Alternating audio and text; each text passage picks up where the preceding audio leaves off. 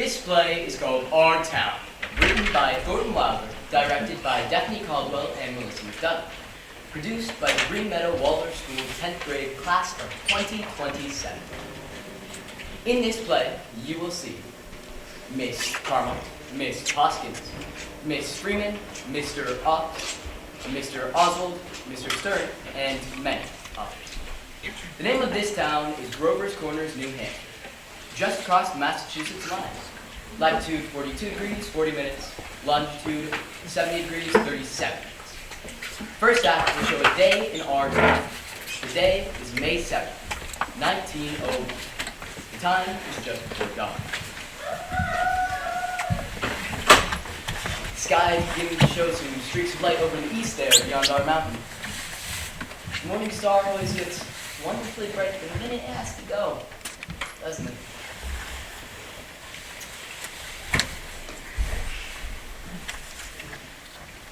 Well, I better show you how our town lies. Up here is Main Street. Back there is the railway station. Tracks go down. Polish Town is across the tracks as well as some family. This is the Congregational Church. Presbyterian is across the street. Methodist and Unitarian are over that way. Baptist is down in the hollow by the river. And Polish Town is across the tracks. This is our town hall and post office combined. Jails in the basement. Brian once made a speech from these very steps here. Along this way is a row of storefronts, horse blocks, and hitching posts in front of them.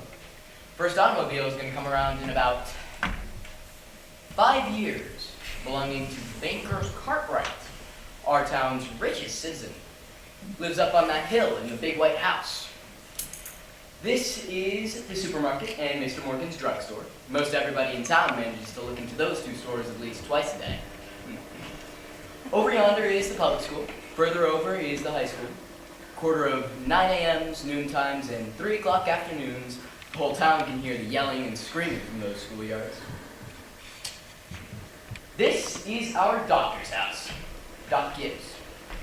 This is the back door, and this is Mrs. Gibbs' garden. Peas, beans, hollyhocks, heliotrope, and a lot of burdock. In those days, our paper come out twice a week, the Grover's Corners Sentinel. And this is Editor Webb's house. And this is Mrs. Webb's garden. Oh. It's a lot like Mrs. Gibbs, only it's got a whole bunch of sunflowers. Oh, there's a big butternut tree.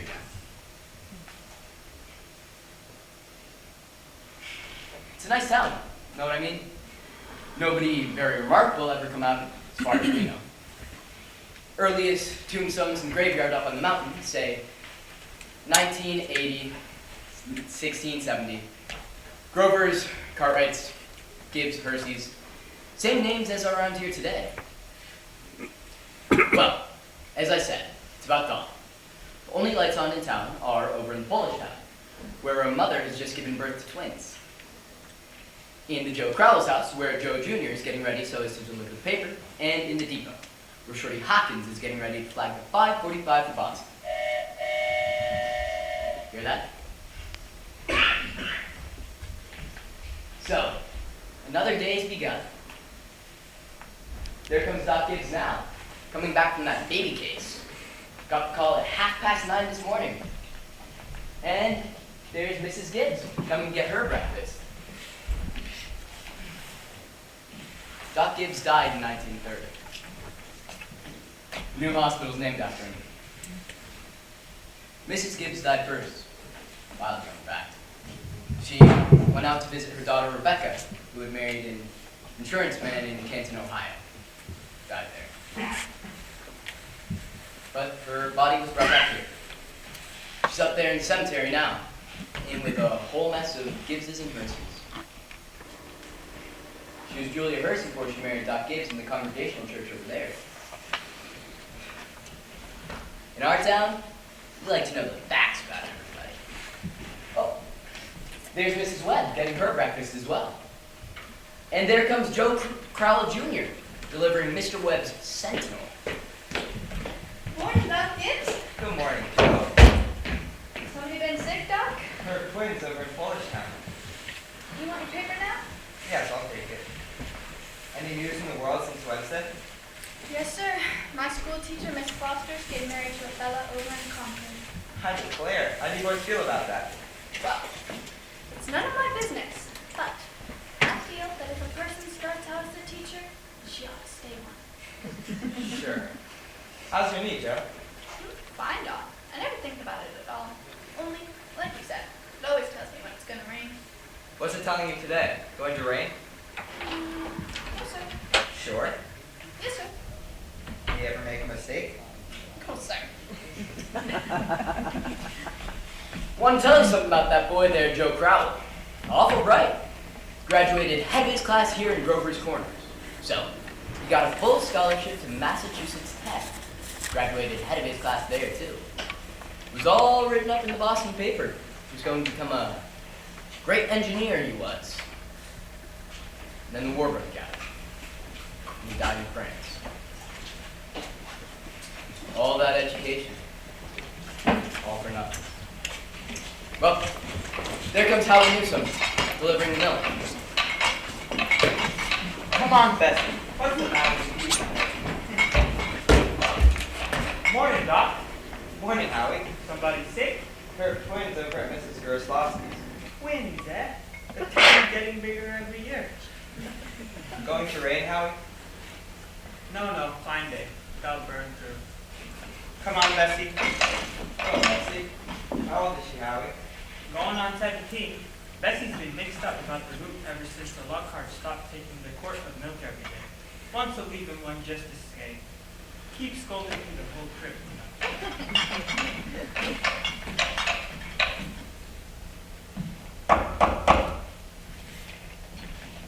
Good morning, Howie.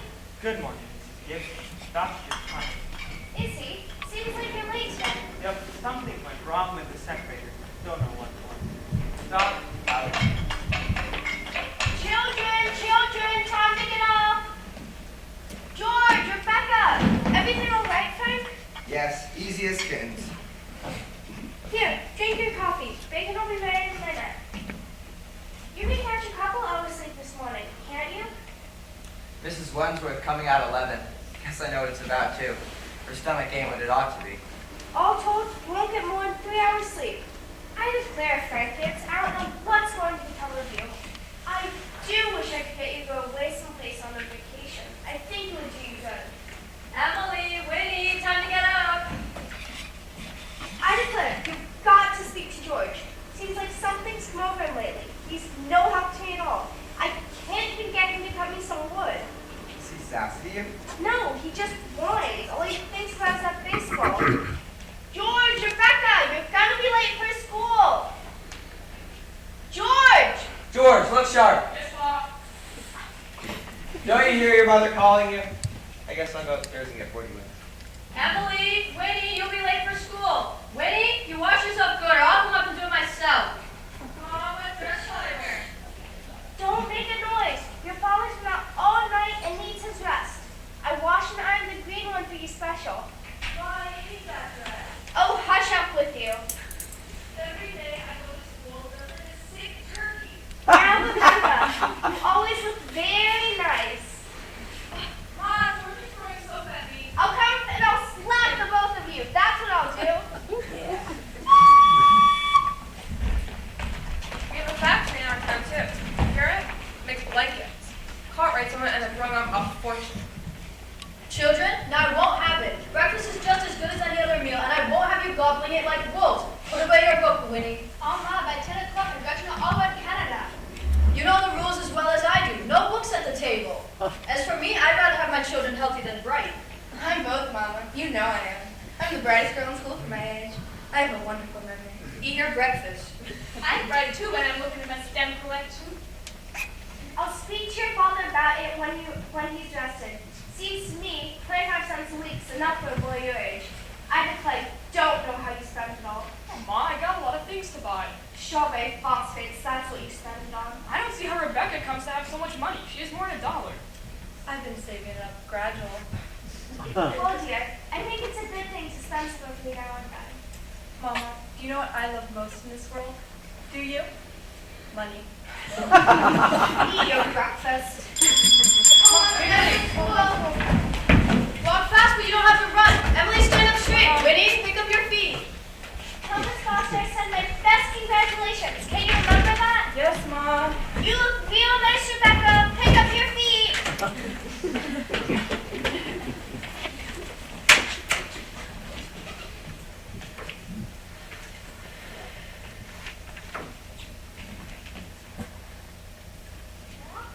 Here, chick, chick, chick. No, go away, you. Go away. Here, chick, chick, chick. What's the matter with you? Fight, fight, fight. That's all you do. You don't belong to me. Where'd you come from? Oh, don't be so scared. Nobody's gonna hurt you. Good morning, Myrtle. How's your cold? Well, I still have that tickling feeling in my throat, and I told Charles as I wouldn't go into choir practice tonight as it wouldn't be any use. You tried singing over your voice? Yes, but somehow I can't do that and stay on the same key. While I'm resting, I thought I'd string some of these beads. Here, let me help you. Beans have been good this year. I've decided to put up 40 chords if it kills me. The children say they hate them, but I noticed they're able to get them down all winter. Now, Myrtle, I've got to tell you something because if I don't tell somebody, I'll burst. Why, Julia Gibbs? Myrtle, did one of those second-hand furniture men from Boston come and visit you last Friday? No. Well, he called on me. First, I thought it was a patient wanting to see Dr. Gibbs, and he wormed his way to my parlor. And Myrtle Webb, he offered me $350 for Grandmother Wentworth's highboy as I'm sitting here. Why, Julia Gibbs? He did, that old thing. Why? It was so big I hardly knew what to do with it, and I almost gave it to cousin Hester Wilcox. You're going to take it, aren't you? I don't know. You don't know? $350? What's come over you? Well, if I could get the doctor to take the money and go away someplace on a real trip, I'd sell it like that. You know, Myrtle, it's been the dream of my life to see Paris, France. Oh, I don't know, it sounds silly, but for years I've been promising myself that if we ever had the chance... What did he say? Well, I did beat around the bush and said that if I got a legacy, that's how I put it, that I'd make him take me somewhere. How does he feel about it? Oh, you know how he is. I haven't heard a serious word out of him since I've known him. No, he said, it might make him discontented with Grover's Corners to go traipsing about Europe. Better let well enough alone, he said. Every 2 years he takes a trip to the battlefields of the Civil War, and that's enough treat for anybody, he says. Well, Mr. Webb just admires the way Dr. Gibbs knows everything about the Civil War. Mr. Webb's a good mind to give up Napoleon and move over to the Civil War, as only Dr. Gibbs, being one of the greatest experts in the country, just makes him despair. It's a fact. Dr. Gibbs is never so happy as when he's at Antietam or Gettysburg. The times I've been over those hills, Myrtle, stopping at every bush and pacing it out like we're going to buy it. Well, Julia, if that second-hand man really wants to buy it, then you sell it. Then you'll get to see Paris, all right. Just keep dropping hints from time to time. That's how I got to see the Atlantic Ocean, you know. Oh, I'm sorry I mentioned it. Only it seems to me that once in your life before you die, you should go visit a country where they don't speak English and don't even want to. Thank you, ladies. Thank you very much. Now we're going to spend a few hours. But first, we want a little more information on an account. A kind of scientific account, you might say. So, I've asked Professor Willard of our state university to sketch in a few details on our past history here. Is Professor Willard here?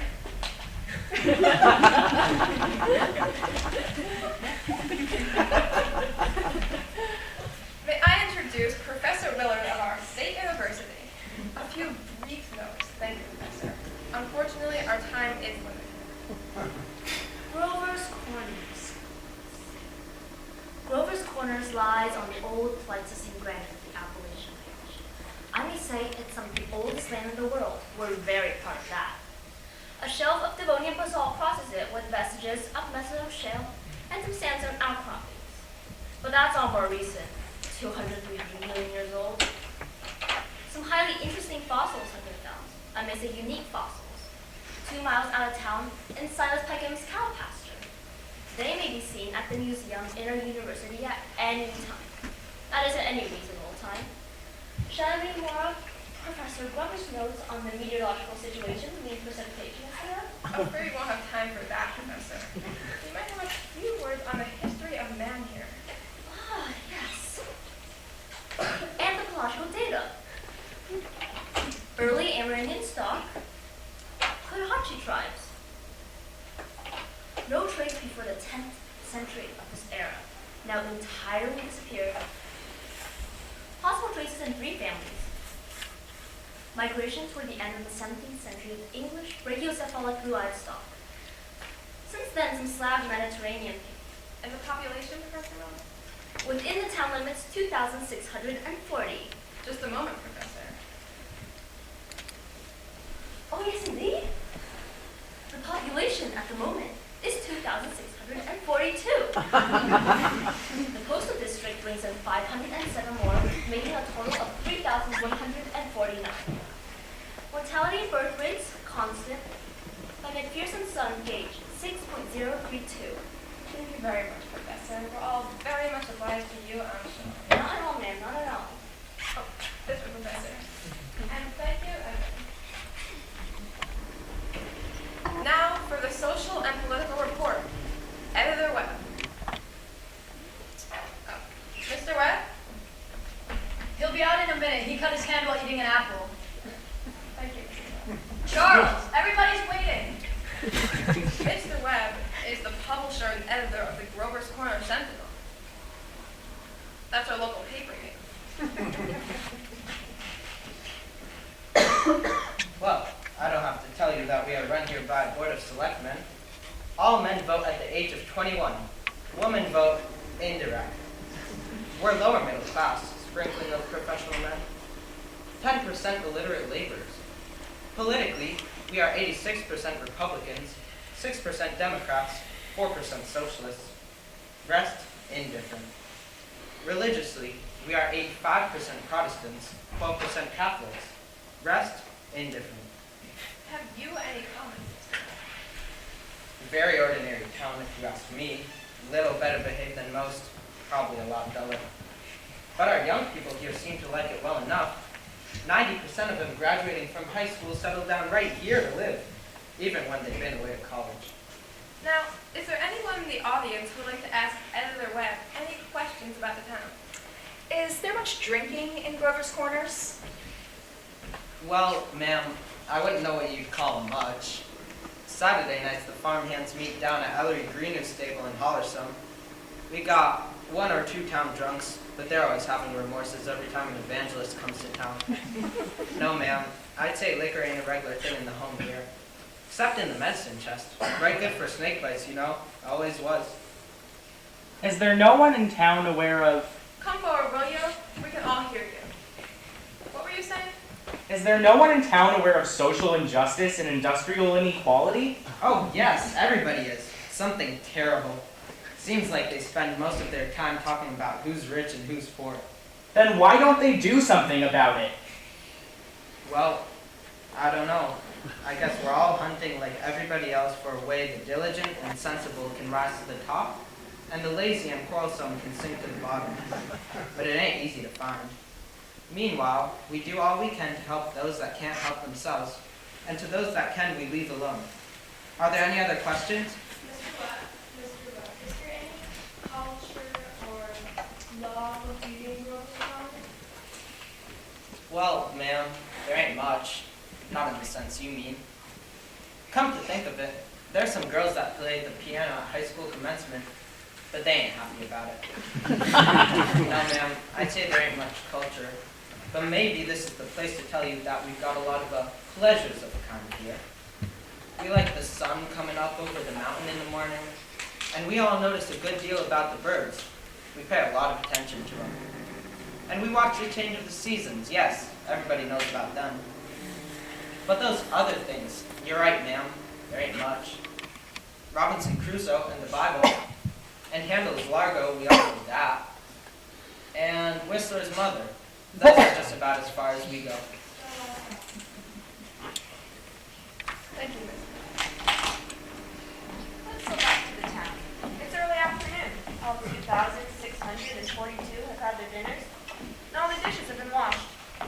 There's an early afternoon calm in our town, a buzzing and a humming from the school buildings. Only a few buggies on Main Street, the horses dozing at the pigeon posts. You all remember what it's like. Doc Gibbs in his office, tapping people and making them say, ah. Mr. Webb's got his lawn over there. One man in 10 think it's a privilege to push his own lawnmower. No, it's later than I thought. Where are the children? Coming home from school already? Oh, I can't, Lois. I've got to go home and help my mother. I promise. Emily, walk simply. Who do you think you are today? Oh, Papa, you're terrible. One minute you tell me to stand up straight, and the next minute you call me names. I just don't listen to you. Golly, I never got a kiss from such a great lady before. Oh, excuse me, Mrs. Forrest. Go out and play in the fields, young man. You got no business playing baseball on Main Street. Awfully sorry, Mrs. Forrest. Oh, Emily. Okay. You made a fine speech in class. Well, I was really ready to make a speech about the Monroe Doctrine, but then at the last minute, Miss Coker made me talk about the Louisiana Purchase instead. I worked an awful long time on both of them. Gee, it's funny, Emily. From my window up there, I can just see your head over in your room as you're doing homework. Why, can you? Yeah, you sure do stick to it, Emily. I don't see how you can sit still that long. I guess you like school.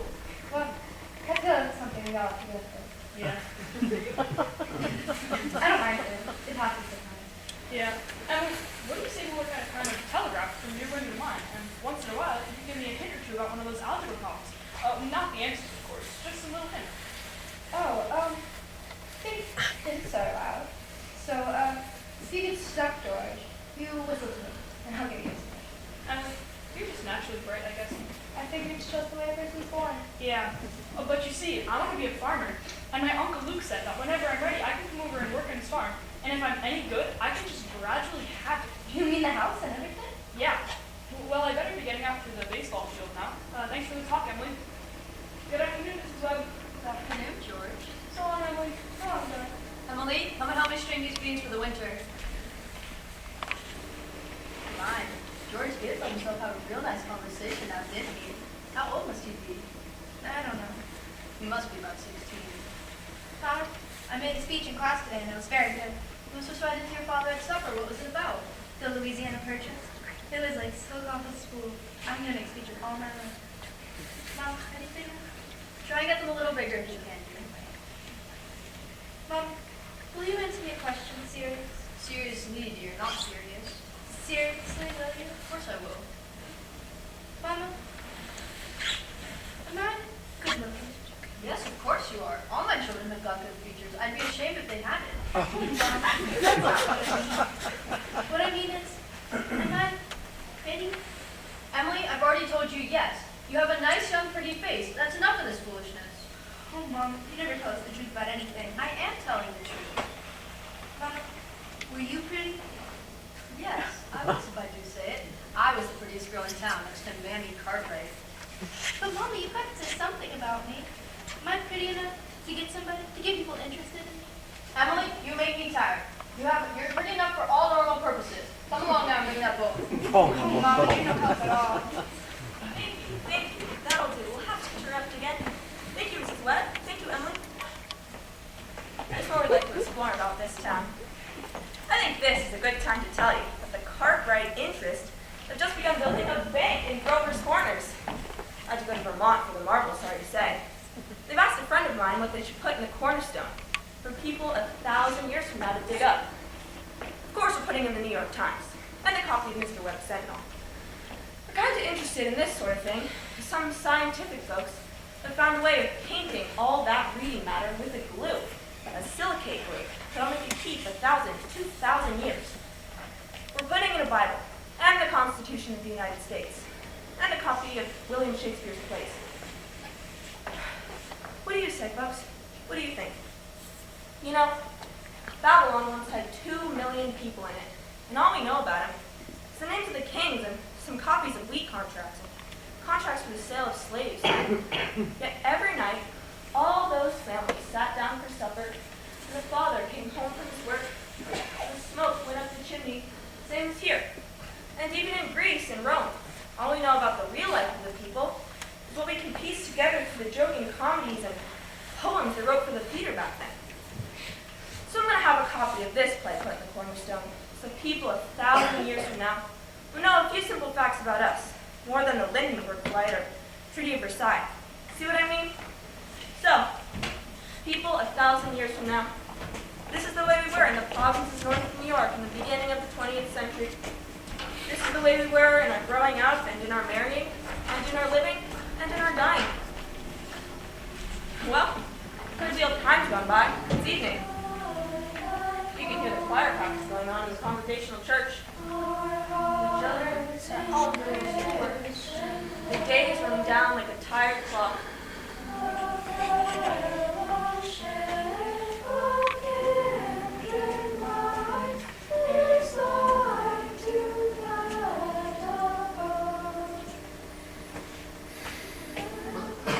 Now look here, everybody. Music come into the world to give pleasure. Softer, softer. Get it out of your heads that music is only good when it's loud. You leave loudness to the Methodists. You couldn't beat them, even if you wanted to. Now, again, tenors.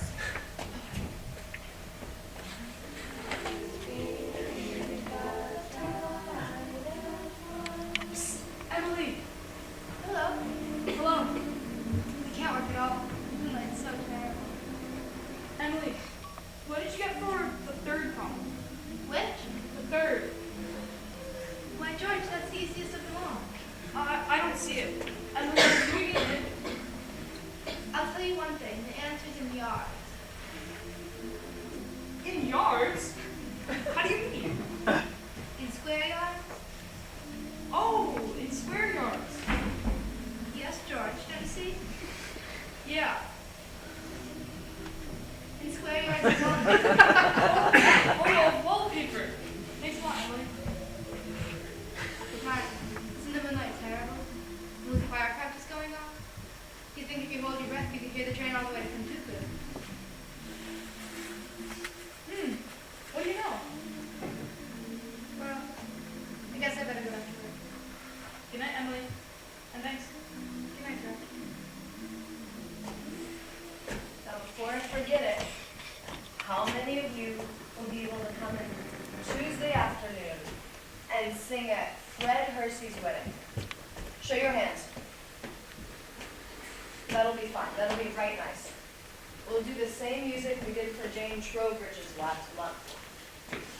Now we'll do Art Thou Weary, Art Thou Languid. It's a question, ladies and gentlemen.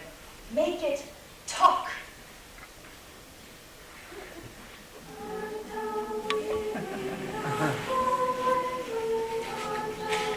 Oh, George, can you come down a minute? Yes, Pop.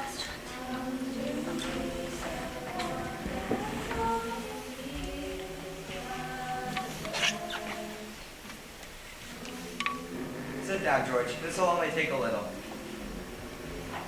George, how old are you? I'm 16, almost 17. And what do you want to do when school is out? Why, you know, Pop, I want to be a farmer on Uncle Luke's farm. You'll be willing, will you, to wake up early, to feed the cows, to hoe and hay all day? Sure I will. What do you mean, Pop? Well, George, while I was in my office today, I heard a funny noise. What do you think that was? It was your mother, chopping wood. There you see your mother, waking up early, cooking you meals all day, and still she has to go out in the backyard and chop the wood? I suppose she just got tired of asking you. Thought it'd be easier to do it herself. And you eat her meals, and you run off and play baseball like she's some hired girl we keep around the house that we don't like very much. George, all I knew is that I had to call your attention to it. Here's a handkerchief, son. Thank you, Pop. George, I've decided to raise your spending allowance 25 cents a week. Not, of course, for chopping wood for your mother, because that's a present you give her. But because you're getting older, and I imagine there's lots of things you can spend it on. Thanks, Pop. Tomorrow's your payday. You can count on it. Rebecca will feel she'll have to have some more too. Wonder what's taking your mother so long. Choir practice is never this late. It's only 8:30, Pop. I don't know why she's in that old choir practice anyway. She hasn't got any more voice than an old crow. Traipsing around the street at this hour of night. Don't you think it's time you retire? Yes, sir.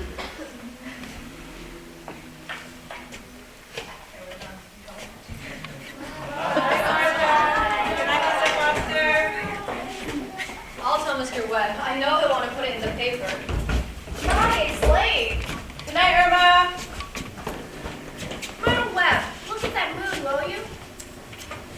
Potato weather for sure. Naturally, I didn't want to say anything to come with those others. But now that we're alone, really, it was the worst scandal that ever was in this town. What? Elizabeth Stimson. Now, Luella. But Julia, to have the organist of a church drink and drunk year after year, you know she was drunk tonight. Now, Luella, we all know about Mrs. Stimson, and we all know about the trouble she's been through, and so does Dr. Ferguson. And if Dr. Ferguson keeps her on the job, the only thing the rest of us can do is not to notice it. Not to notice it, but it's getting worse. No, it isn't, Luella. It's getting better. I've been in that choir twice as long as you have, and it's never been as bad. My, I hate to go to bed on a night like this. I better hurry. The children will be staying up to all hours. Good night, Luella. Good night, Julia. Good night. Can you get home safe, Luella? It's as bright as day. I can see Mr. Soames scowling at me through the window. You'd think we've been to a dance the way the men folk carry on.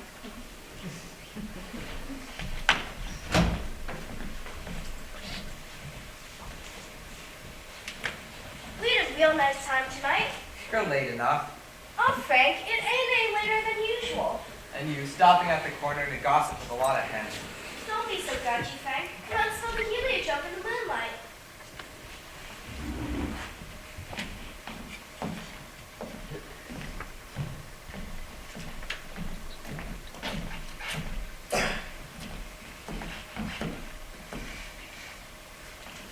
Isn't this wonderful?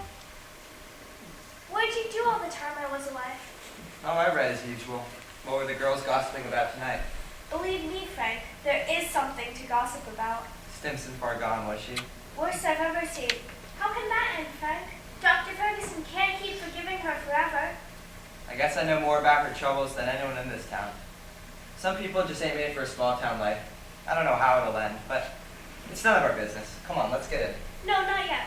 Frank, I'm worried about you. What are you worried about? I feel it's my duty to make plans so you get proper rest and change. And if I get that legacy, well, I'm going to insist on it. Julia, that's nonsense. Frank, you're just unreasonable. Come on, Julia, let's get in. You're gonna catch a cold. I gave George a piece of my mind tonight.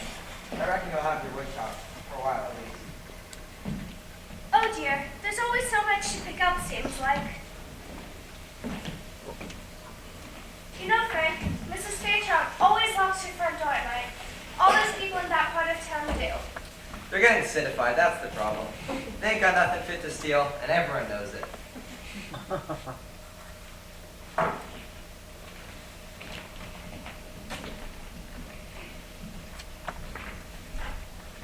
Get out, Rebecca. There's only room for one at this window. You're always spoiling everything. Let me look just a minute. Use your own window. I did, but there's no moon there. George, you know what I think? I think that maybe the moon's getting nearer and nearer, and there will be a big explosion. Rebecca, you don't know anything. If the moon were getting nearer, the guys that set up with their telescopes all night would be the first to see it, and then they'd tell about it, and it'd be in all of the newspapers. George, is the moon shining on South America, Canada, and half the whole world? Well, probably is. 9:30. Most of the lights are out. No, there's Constable Warren trying to few doors on Main Street. And here comes Mr. Webb after putting his newspaper to bed. Good evening, Bill. Good evening, Mr. Webb. Quite a moon. Yeah? All quiet tonight? Elizabeth Stimson's rolling around in them. I just saw Henry out to hunt for her, so I looked the other way. There she is now.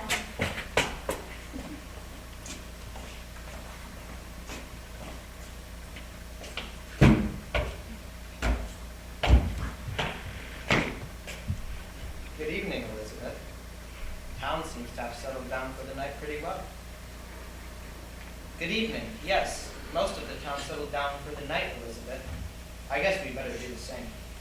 Can I walk along the ways with you? I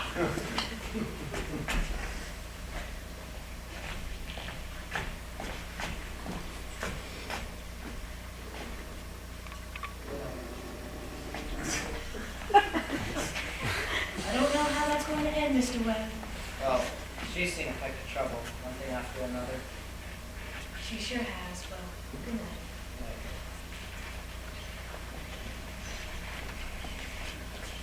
Who's that up there? Is that you, Myrtle? No, it's me, Papa. Why aren't you in bed? I don't know. I just can't sleep yet. Moonlight's so wonderful. Can you smell it, Miss Gibbs? Really, Can you smell it? Yes. Haven't any troubles on your mind, have you, Emily? Troubles? No. Well, enjoy yourself, but don't let your mother catch you. Good night, Emily. Good night, Papa. I never told you about that letter Jane Crawford got from her minister when she was sick. He wrote Jane a letter, and on the envelope, the address was land-based. It said, Jane Crawford, Crawford Farm, Grover's Corners, Sutton County, New Hampshire, United States of America. And what's funny about that? But wait, it's not finished.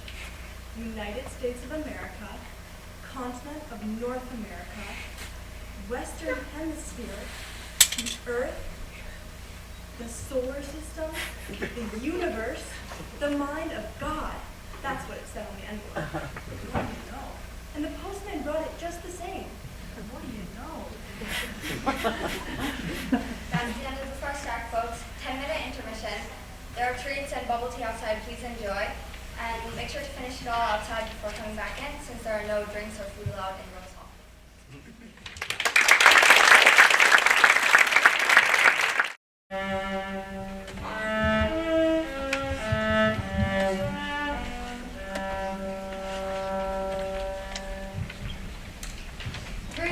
Gone by. Yes, the sun's come up over 1,000 times. Summers and winters have cracked the mountain a little bit more, and rains have brought down some of the dirt. Some babies that weren't even born before have begun talking regular sentences already. And a number of people who thought they were bright, young, and spry have noticed that they can't bound up a flight of stairs like they used to, without their heart fluttering a little. All that can happen in 1,000 days. Nature's been pushing and contriving in other ways too. A number of young people fell in love and got married. Yes, the mountain's been bit away a few fractions of an inch. Millions of gallons of water had went by the mill. And here and there, a new home was set up under a roof. Almost everybody in the world gets married. You know what I mean?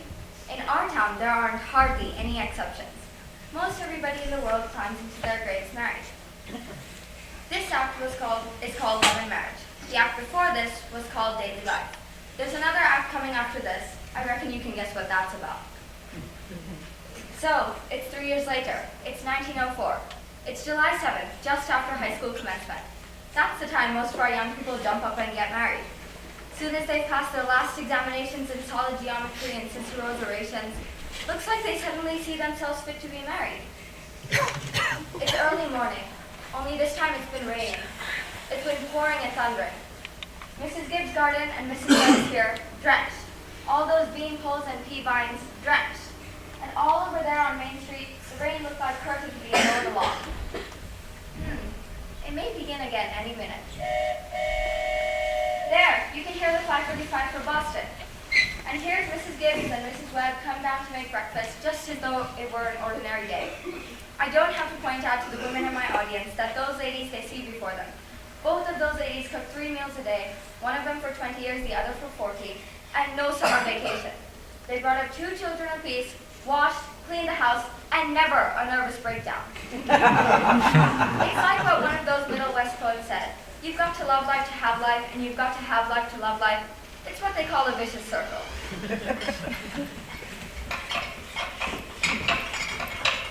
Here comes Howie Newsom delivering the bell. And there's Cy Crowell delivering the papers, just like his brother before him. Morning, Hattie. Morning, Si. Anything in the papers I ought to know? Nothing much. But we're losing about the best baseball pitcher Grover's Corners has ever had. George Gibbs. Yeah, reckon he is. He could hit and run bases too. Yep, mighty fine ball player. Whoa, Bessie, I guess I can stop and talk if I have a mind to. I don't see how he could give up a thing like that. Just to get married. Would you, Harry? Can't tell, Si. Never had no talent that way. Morning, Bill. You're up early. Seeing if there's anything I can do to prevent a flood. River's been rising all night. Si Crowell here been all worked up about George Gibbs retiring from baseball. Yes, sir, that's the way it goes. Back in '84, we had a player side named Hank Todd. Even George Gibbs couldn't touch him. Went down to Maine and became a parson. Wonderful ball player. Howie, how does the weather look to you? Oh, take bad. I think it may clear up pretty good, you know.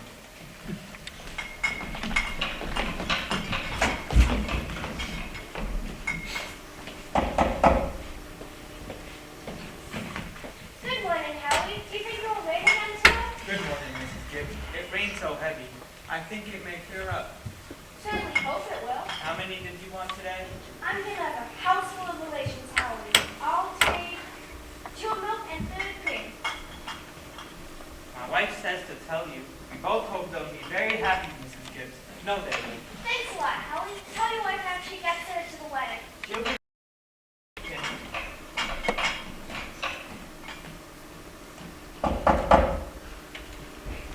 Good morning, Mr. Newsom. I told you 4 quarts of milk, but I hope you can spare me another. Yes, ma'am. 2 of cream. Will it start raining again, Mr. Newsom? Well, just saying to Mrs. Gibbs is how it may lighten up. Oh, Miss Newsom told me to tell you. We both hope they'll be very happy, Mrs. Webb. No, they will. Thank you, and thank Mrs. Newsom. We're counting on seeing you at the wedding. We hope to get there. Couldn't miss that. Come on, Bessie. Well, Ma, the day has come. You're losing one of your chicks. Don't you say another word, Frank Gibbs. I feel like crying every minute. The groom's up shaving himself. Only during an awful lot to shave. Every once in a while he says, I do, to the mirror. But it doesn't sound very convincing to me. I don't know how they're wrong. For years, I've braced the lows and seen to it nice put on more things. Emily's too young, French. She won't think of such things. Who catches death of cold within the week? I was remembering our wedding day, Julia. Oh, don't you start with that, Frank. I was the scaredest young fella in the state of New Hampshire. And when I saw you coming down the aisle, I thought you were the prettiest girl I'd ever seen. Problem was, I'd never seen you before. There I was in the Congregational Church, marrying a complete stranger. And how do you think I felt? Puddings are perfectly awful, Frank. Farces. That's what they are. Oh, I made something for you. Why, Julia Hersey, French toast. It ain't hard to make, Frank. Had to do something. How did you sleep last night, Julia? Well, I heard a lot of hours struck off. Yes, I get a shock every time I think of George setting off to be a family man. That great gangling thing. There's nothing so terrifying in the world as a son. The relationship of a father and a son is the darndest, most awkward. Mother and daughter's no picnic, let me tell you. They'll have their troubles, I suppose, but that's none of our business. Everyone has the right to their own troubles. Yes, people are meant to go through life 2 by 2. Tain't natural to be lonesome. You know one of the things I was scared of when I married you? Oh, go along with you. I was scared we wouldn't have conversation more than last us a couple weeks. I was afraid we'd run off and eat our meals in silence. That's a fact. Well, you and I have been conversating for over 20 years, and we haven't had any bare and dry spells. Well, good weather, bad weather, ain't very choice, but I always find something to say. Have you heard Rebecca started around upstairs? No, only day of the year she hasn't been minding everybody's business. She's up in her room. I get the impression she's crying. Lord sakes, this has got to stop. Rebecca, come and get your breakfast. Good morning, everybody. Only 5 more hours to live. Where are you off to? I'm just stepping across the grass to see my girl. Not like that,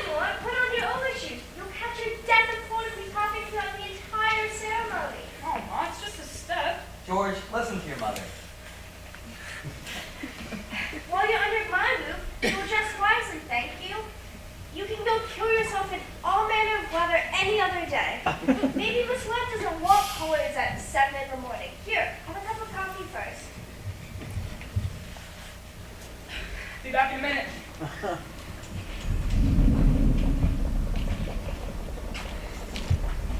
Good morning, Mother Webb. Goodness, you frightened me. Now, George, you can come in a minute out of the wet, but you know I can't ask you in. Why not?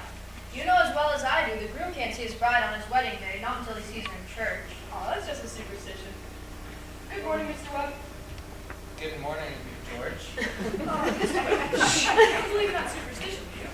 There's a lot of common sense in some superstitions, George. Millions have followed it. You don't want to be the first to find the face of custom. How's Emily? She hasn't waked up yet. I haven't heard a sound out of her. Emily's asleep? No wonder. We were up till all hours sewing and packing.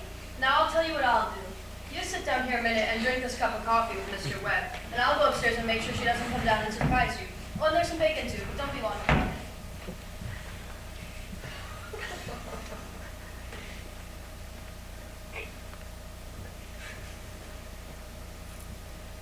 Well, George, how are you?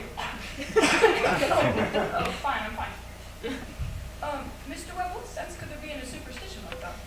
Well, you see, on her wedding day, a girl's heads have to be filled with clothes and one thing and another.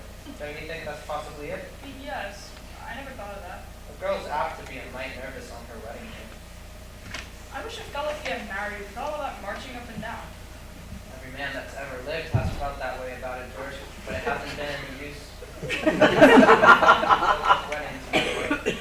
For a while now, the women have it all their own. A man looks pretty small at a wedding, George. All those good women standing shoulder to shoulder, making sure the knot's tied in a mighty public way. But you believe in it, don't you, Mr. Webb? Oh yes, don't you misunderstand me, my boy. Marriage is a wonderful thing, and don't you ever forget that. No, sir. Mr. Webb, how old were you when you got married? Well, you'd see, I'd been away to college and I'd taken a little time to get settled. But Mrs. Webb, she wasn't much older than what I was. Oh, age hasn't much to do with it, George. Not compared with, other things. What were you going to say, Mr. Webb? Oh, I don't know. Was I going to say something? George, I was thinking last night about some advice my father gave me when I got married. Charles, he said, Charles, start out early showing who's boss. Best thing to do is to give an order, even if it don't make sense. Just so she'll learn to obey. And he said, if anything about your wife irritates you, or conversation, or anything, just get up and leave the house. That'll make it clear to her, he said. And, oh yes, he said, never let your wife know how much money you got. Never. Mr. Webb, I don't think I could. So I took the opposite of my father's advice. And let that be a lesson to you, George, never to ask advice on personal matters. George, are you going to raise chickens on your farm? What? Are you going to raise chickens on your farm? Well, Uncle Luke's never been much interested. I thought. A book came into my office the other day, George, about the phyllo system of raising chickens. I want you to read it. I was thinking of beginning in a small way in the backyard, and I'm going to put an incubator in the cellar. Charles, are you talking about that old incubator again? I thought you two would be talking about things worthwhile. Well, Meadow, if you want to give the boys some good advice, I'll go upstairs and leave you alone with him. Now, George, Emily's got to come down and eat her breakfast. She sends you her love, but she says she doesn't want to see you. Goodbye. Meadow, I guess you haven't heard about that older superstition. What do you mean, Charles? Since the caveman, no bridegroom should see his father-in-law on the day of the wedding.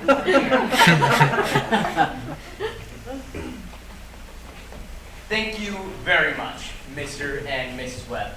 Now, I have to interrupt here again. You see, we want to know how all of this began, this wedding, this plan to spend a lifetime together.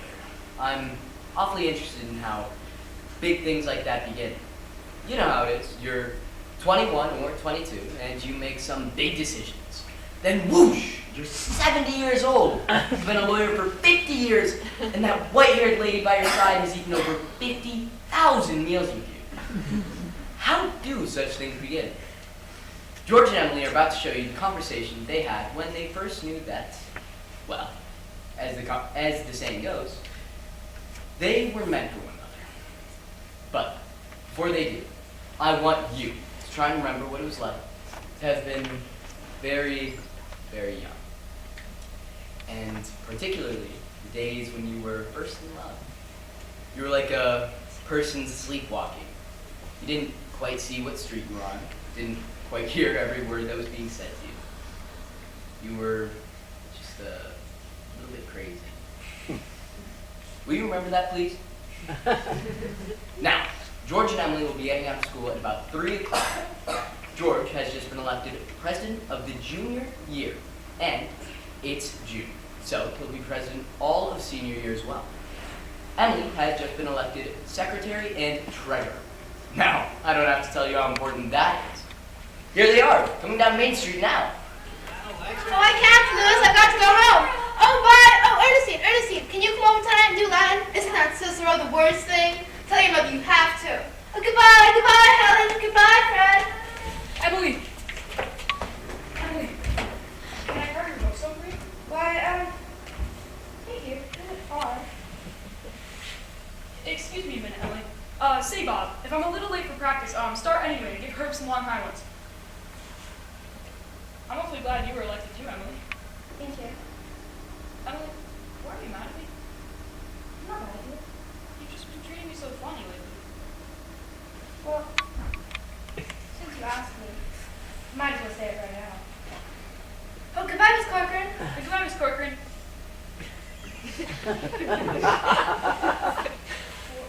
What is it? Well, I don't like the whole change that's come over you in the past year. I'm sorry if that hurts your feelings, but I've got to tell the truth and shame the devil. The change? What do you mean? Well, up to a year ago, I used to like you a lot, and I used to watch you as you did everything, because we'd been friends for so long. But then you began spending all your time with baseball, and you never stopped to speak to anybody anymore, not even your own family even. And George, it's a fact, you've got awful conceited and stuck up, and all girls say so. They may not say it to your face, but that's what they say about you behind your back. And it hurts me to hear them say it, but I've got to agree with them a little. No, I'm sorry if that hurts your feelings, George, but I can't be sorry about it. Emily, I'm glad you said it. I didn't know that such a thing was happening to me. I guess it's hard for a fellow not to have faults creep into his character. Well, I always expect man to be perfect, and I think he should be. Oh, Emily, I don't think it's possible to be perfect. Well, my father, and as far as I can tell, your father, so there's no reason on earth why you shouldn't be too. Well, I feel it's the other way around, that boys aren't naturally good, but girls are. Well, George, you might as well know right now that I'm not perfect. So it's easy for a girl to be perfect as a man, because us girls are more nurturing. Now, I'm sorry I said all that about you. I don't know what made me say it. Emily, I suddenly feel it's not the truth at all. It doesn't matter anyways. Emily, would you like an ice cream soda or something before you go home? Why, thank you. I would.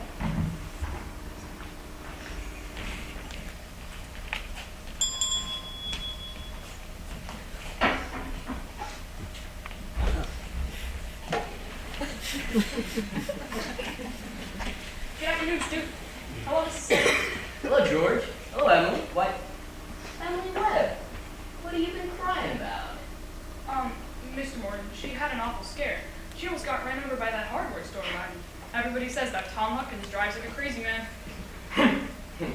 Well, you gotta look both ways before crossing Main Street these days. It gets worse every year. Huh. What can I do for you? Well, strawberry phosphate. Thank you, Mr. Morgan. No, Emily. Have an ice cream soda with me. 2 ice cream sodas, Mr. Morton. Yes, sir. Yes, sir. 2 ice cream sodas coming right up. You know, there are 124 houses in Grover's Corners this very minute. I'm talking to you. The state inspector was in here the other day. Now they're talking about bringing in all those new automobiles. It's ridiculous. Why, the best thing you can do is just stay at home. I tell you, I can remember a time when a dog could lay in the middle of Main Street all day and not a thing would come by and disturb. It's absurd, that's what it is. Here you are. Oh, what can I do for you? They're so expensive. No, Emily. Don't you worry about that. We're celebrating our election. And do you know what else I'm celebrating? No. I'm celebrating because I've got a friend who tells me all the things that ought to be told me. Oh, George, please don't think of that. I don't know what made me say it. It's not true. You're... Emily, I'm glad you said what you did. And you're going to see, I'm going to change so quick, you bet I'm going to change. And Emily, I want to ask you a favor. What? Emily, if I go away to state agricultural school the next year, will you write me a letter once in a while? I certainly will. I certainly will, George.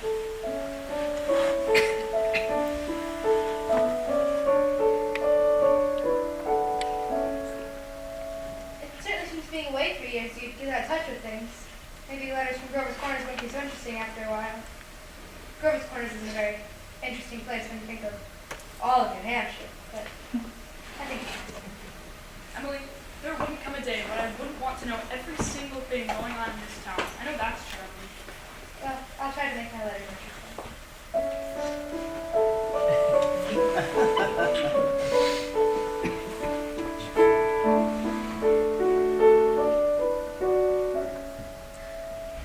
You know, Emily, whenever I meet a farmer, I ask him if he thinks it's important to go to college and be a good farmer. Why, George? And some of them even say that it's a waste of time. I mean, you can get all those things anyway out of the pamphlets the government sends out, and Uncle Luke's about ready for me to start taking over his farm tomorrow if I could. My! And like you say, being gone all that time in new places and meeting new people, gosh, if anything like that can happen, I don't want to go away. I guess new people aren't any better than the old ones. I bet they almost never are, Emily. And you're as good as a friend as I've got. I don't want to go to the new places and meet new people there. Well, George, maybe it's very important for you to go and learn all about that cattle judging and soils. Of course, I don't know. Emily, I'm making my mind up right now. I won't go. I'll tell Pa about it tonight. But George, I don't see what you have to decide right now. It's a whole year away. Emily, I'm glad you spoke to me the way you did, but there's one thing wrong with what you said. And that was when you said I wasn't noticing people for a whole year. You heard. Why, you say you were watching me when I did everything. I was doing the same about you all the time. I always thought about you as one of the chief people I thought about. And I always made sure who you were sitting with and where you were on the bleachers. And for 3 days now, I have been trying to walk home with you from school. Yesterday, I was standing over against the wall by the kindergarten, and you walked home with Miss Corcoran. George, that's awfully funny. How could I have known that? Why, I thought... Emily, I'm going to tell you I'm not going to stay agricultural school. I feel that once you found a person that you're fond of, I mean, a person that's fond of you too and likes you enough to be interested in your character, why, I feel that's as important as college is. Even more so, that's what I think. Well, I think it's awfully important too. Emily? Yes, George? Emily, if I do improve and make a big change, would you be, I mean, could you be? I don't know. I always have been.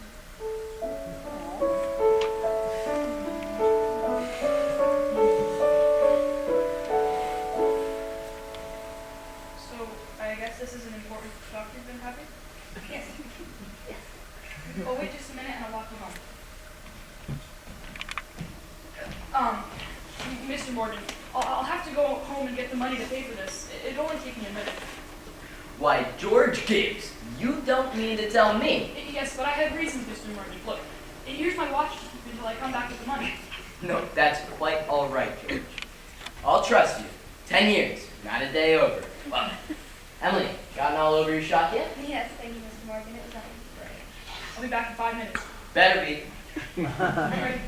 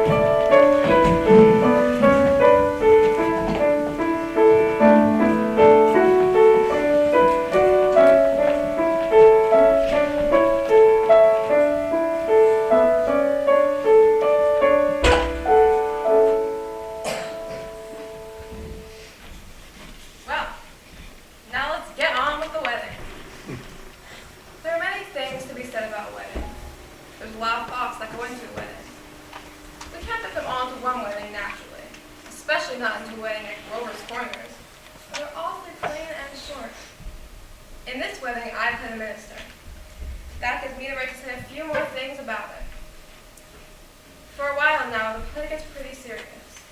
You see, some churches think that a marriage is a sacrament. I don't quite know what that means, but I can guess. It's like what Miss Gibbs said a few moments ago. People were made to live 2 by 2.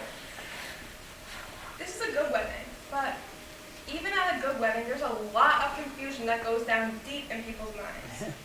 And we thought that ought to be in our play too.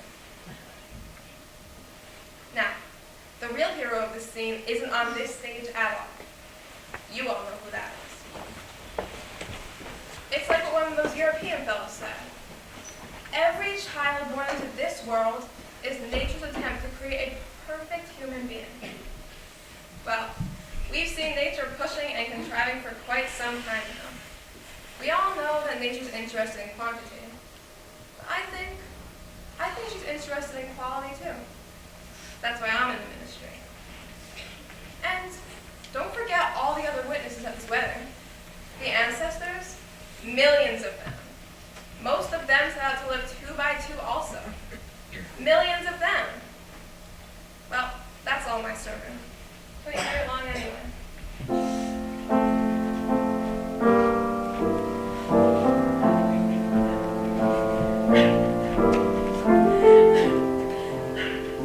I don't know why on earth I should be crying. I suppose there's nothing to cry about. It came over me at breakfast this morning. There was Emily eating her breakfast as she's done for 17 years, and now she's off to eat it in someone else's house. I suppose that's it. Oh, I've got to say it, you know. There's something downright cruel about sending our girls off into marriage this way. I hope some of her girlfriends have told her a thing or two. And it's cruel, I know, but I couldn't bring myself to say anything. I went into it blind as a bat myself. The whole world's wrong, that's what's the matter. Here they come.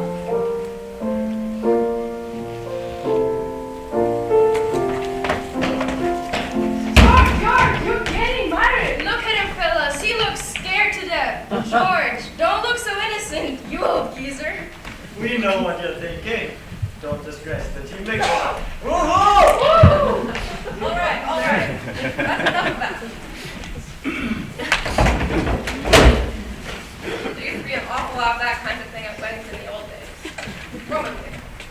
We're more civilized now, so they say.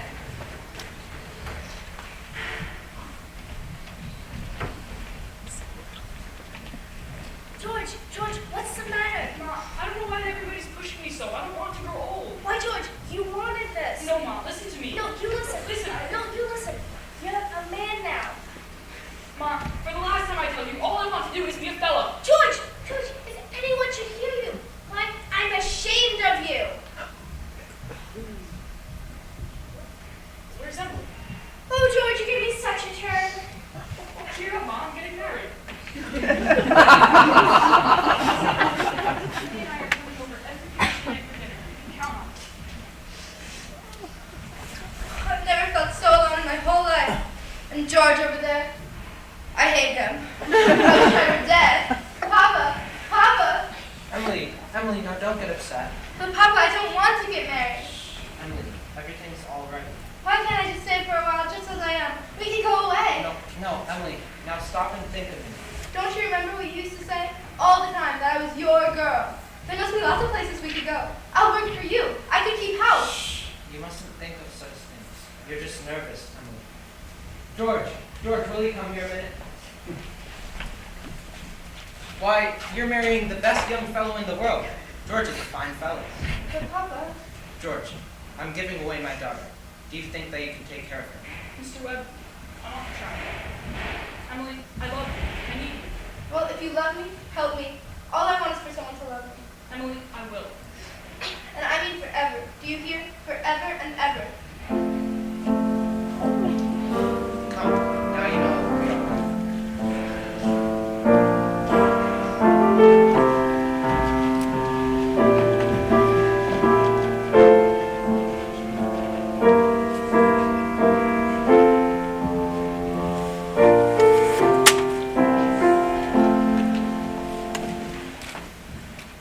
Do you, George, take this woman, Emily, to be dear wedded wife.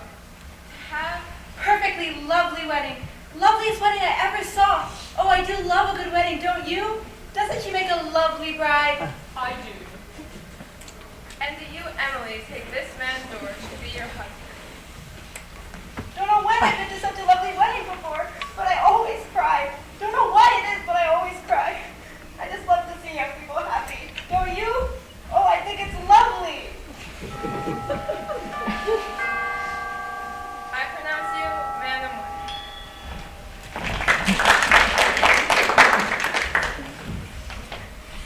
I've married over 200 couples in my day. Do I believe in it? I don't know. M marries N. Millions of them. Cottage, the go-kart, the Sunday afternoon drives in the Ford. First rheumatism, grandchildren, second rheumatism, deathbed, the reading of the will. Once in 1,000 times it's interesting. Well, let's have Mendelssohn's Wedding March.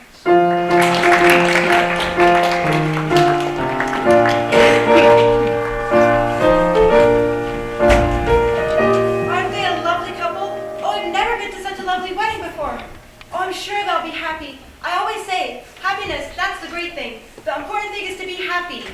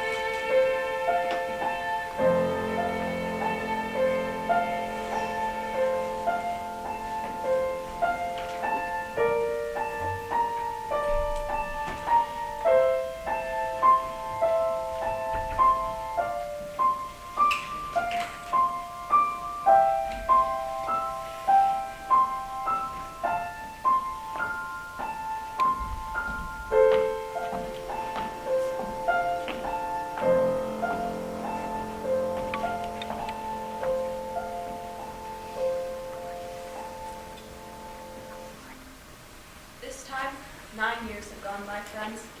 Summer 1913. Gradual changes in Grover's Corners. Horses are getting rarer.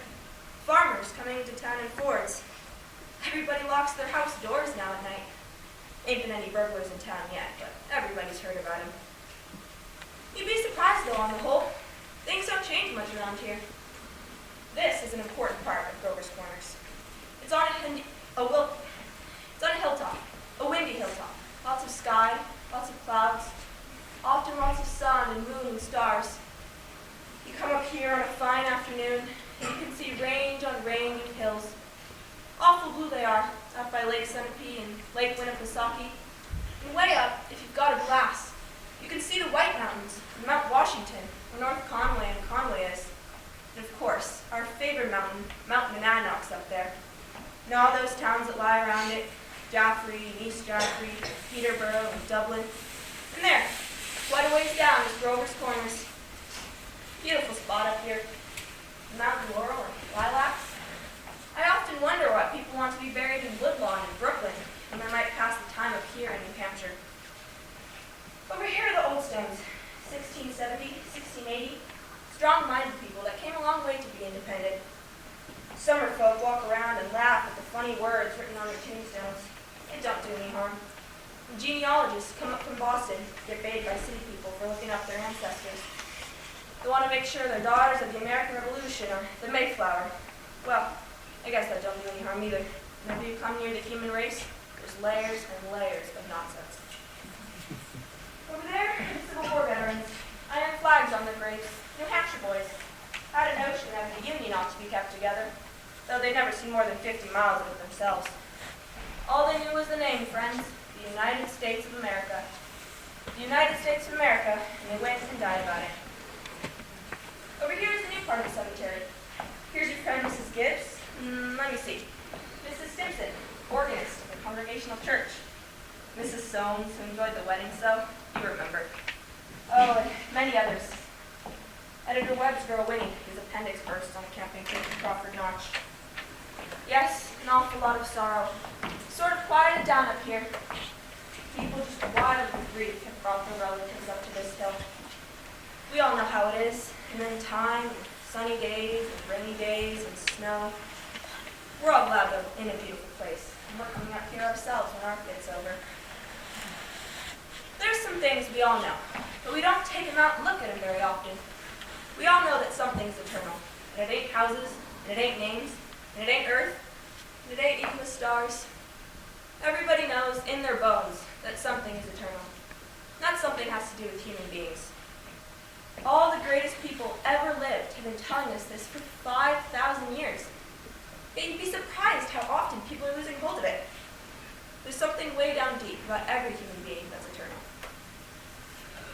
We all know that the dead won't stay interested in us living people for very long. Gradually, they lose hold of the earth, and the ambitions they had, and the pleasures they had, and the things they suffered, and the people they loved. They get weaned away. That's the way I put it. Weaned away. And they stay here while the earth part of them burns away, burns out. And all that time, they slowly get indifferent to what's going on in Grover's Corners.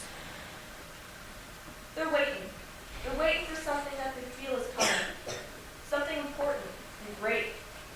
Aren't they waiting for the eternal part in them to come out clear? Some of the things they're going to say maybe will hurt your feelings.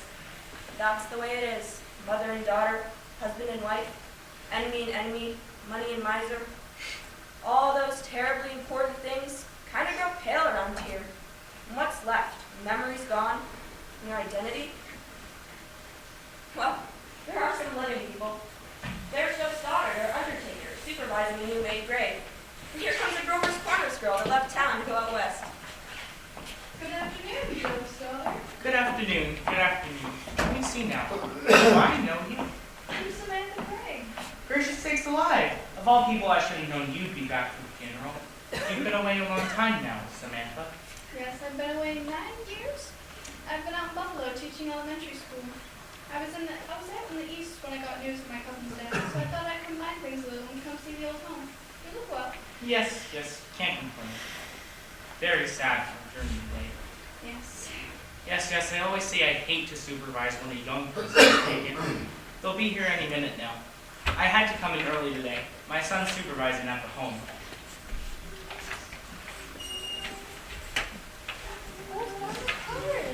I used to do chores from after school. I have a little Meadow.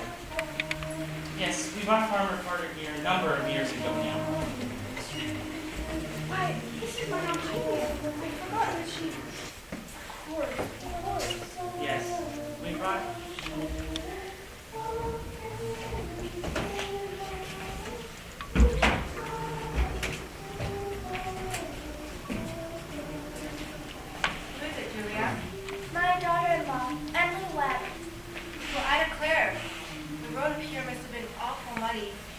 What did she die of? In childbirth. Childbirth. I'd forgotten all about that. My, wasn't that awful and wonderful? Wonderful, was it? Elizabeth, now remember. I remember Emily's wedding. Wasn't it a lovely wedding? And I remember her reading the class poem at graduation exercises. Emily was one of the brightest girls ever graduated from high school. I've heard Principal Wilkins say so time after time. I called up on them at their new farm just before I died. Perfectly beautiful farm. It's on the same road we used to live on. Yep, right smack farm. I always liked that hymn. I was hoping they'd sing a hymn.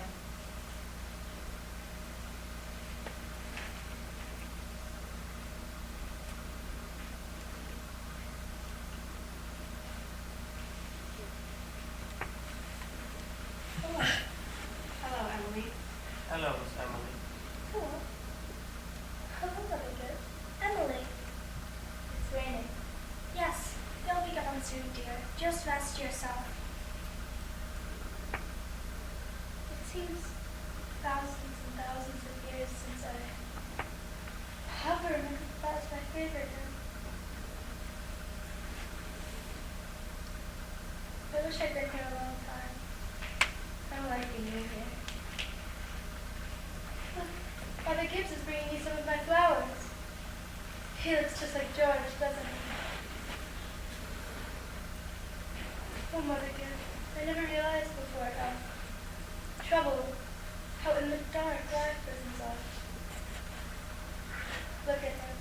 I love him so. From morning to night, that's all they are. Trouble. How do you do this, Simpson? How do you do, Emily? Mother Gibbs, we made that farm. It's just the best place you ever saw. We thought of you all the time. We wanted to show you the new barn and the great long cement drinking fountain we have there. We bought that out of the money you left us. I did? Yes. Don't you remember the legacy you left us? Yes. Why, it was over $350. Yes, Emily. Well, there's a patent device in the drink fountain, so it never overflows. And it never drops below a certain mark they have there. It's fine. Of course, it won't be the same to George without me. But it's a lovely farm. Oh, Mother dear. Life isn't so much sand, is it? No, dear, not very much. They're sort of shut up in little boxes, aren't they? Feels as if I knew them last 1,000 years ago. And my little boy is spending the day at Miss Carter's. Oh, Mr. Carter, my little boy is spending the day at your house. Is he? Yes, he loves it there. Mother Gibbs, what is this feeling? Go away? Being one of them. How long is it? Dear, just rest and be patient. I know. Look, they're finished. They're going. Little cooler than it was. Yes, that rain's cooled it off a little. Those northeast winds always do the same thing, don't they? But Mother Gibbs, one can go back into living. I know it. I feel it. Why, just then for a moment, I was thinking about the farm, and for a moment I was there. My baby was on my lap as plain as day. Yes, of course you can.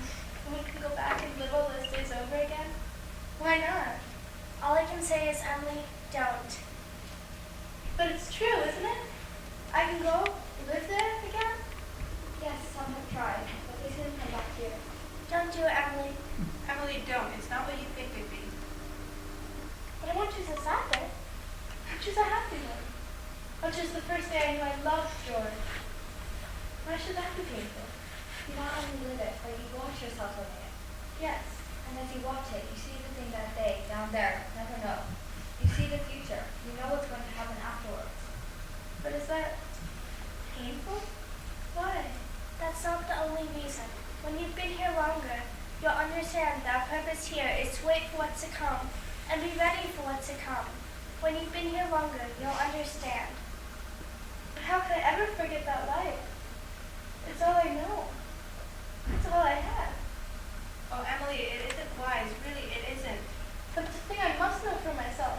I'll choose a happy day. No, at least choose an unimportant day. Choose the least important day of your life. It will be important enough. And it can't be since I was married.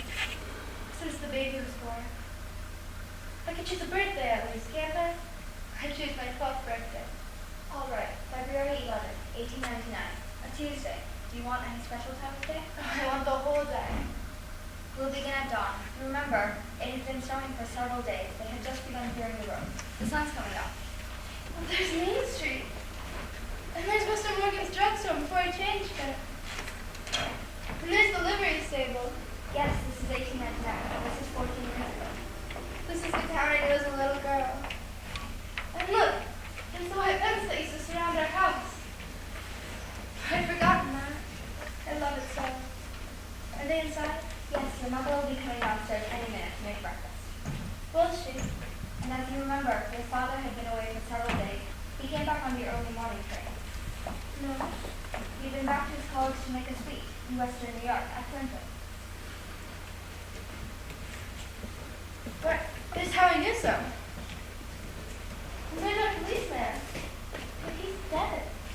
He died. Morning, Abby. Morning, Bill. You're up early. Been rescuing a party down there near Polish Town. Almost froze to death. Got drunk and lay on the snowdrifts. Bella thought he was in bed when I shook him. Boy, there's Joe Powell. Good morning, Mr. Moore. Morning. Children, Emily, Winnie, time to get up. Oh, Mama, I'm here. Oh, how young Mama looks. I didn't know Mama was ever that young. You can come and dress by the kitchen fire if you like, but hurry.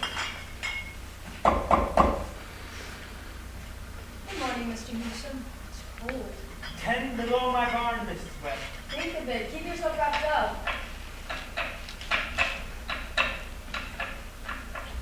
Mama, I can't find my blue hair ribbon anywhere. Just open your eyes, dear, that's all. I laid it out for you special on the dresser there.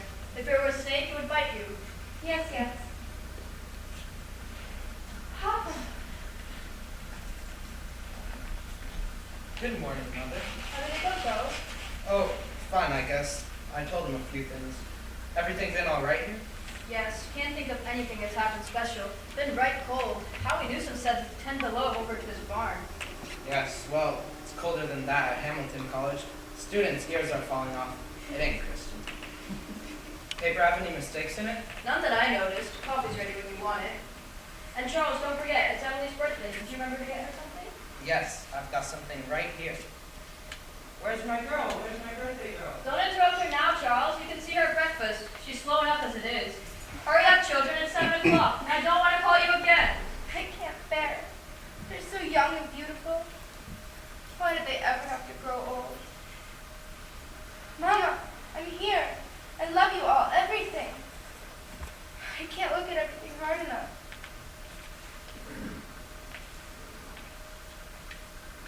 Good morning, Mama.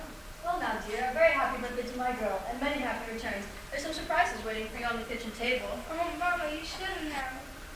But birthday or no birthday, I want you to eat your breakfast good and slow. I want you to grow up to be a good, strong girl. That and the blue paper is from your Aunt Carrie, and I reckon you can guess who brought the postcard album. George Gibbs must have put it there. Very nice of him. Oh, George. I'd forgotten that. Chew that bacon good and slow. It'll help keep you warm on a cold day. Oh, Mama, just look at me 1 minute as though you really saw me. 14 years have gone by, Mama. I'm dead. You're a grandmother, Mama. I married George Gibbs. When he's dead, too. Her appendix burst on a camping trip. But just for a minute, now we're all here, just for a minute we're happy. Let's look at one another. That, the yellow paper, is something I found in the attic among your grandmother's things. You're old enough to wear it, and I thought you'd like it. And this is from you. Oh, Mama, it's lovely, and it's just what I wanted. Well, I hope Beautiful. Well, I hoped you'd like it. Hunt it all over. Your Aunt Nora couldn't find one in Concord, so I had to send it all the way to Boston. Oh, and Winnie's got something for you, too. She made it home economics class, and she's very proud of it. Make sure to make a big fuss about it. And your father's got a surprise for you, too. Don't know what it is myself. Here he comes. Where's my girl? Where's my birthday girl? I can't go on. It goes too fast. We don't have time to look at one another. Take me back, up the hill, to my grave. But first, one more look. Goodbye, world. Goodbye, Grover's Corner. Mama. And Papa. And clocks ticking. And food. And coffee. And Mama's sunflowers. And new iron dresses. And hot baths. Sleeping and waking up. Oh, world. You're too wonderful for anybody to realize you. Do any human beings ever realize life while they live it? Every minute? No, the saints and poets maybe some. I'm ready to go back.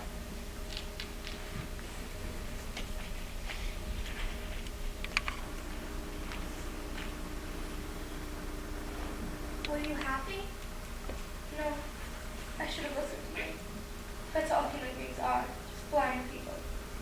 Look, it's clearing up. The stars are coming out.